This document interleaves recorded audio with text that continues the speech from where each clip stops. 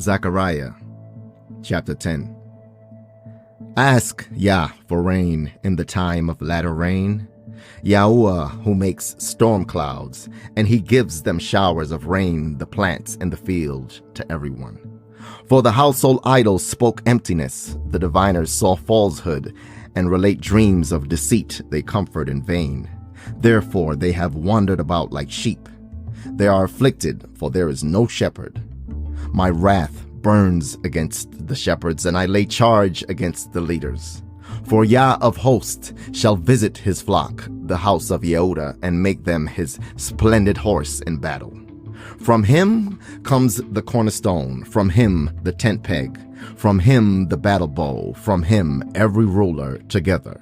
And they shall be like mighty men who trample down the mud of the streets in the battle. And they shall fight because Yah is with them, and the riders on horses shall be put to shame. And I shall make the house of Yehudah mighty and save the house of Yoseph. And I shall bring them back because I have compassion on them, and they shall be as though I had not pushed them aside.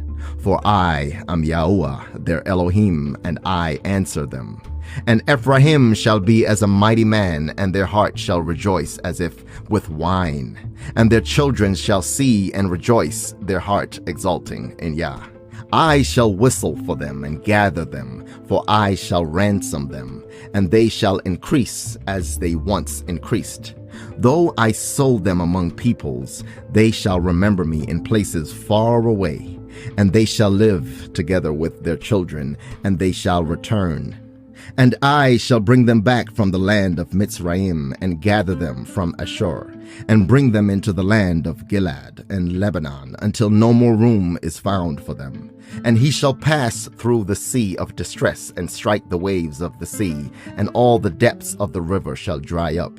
And the pride of Ashur shall be brought down, and the scepter of Mitzrayim be taken away.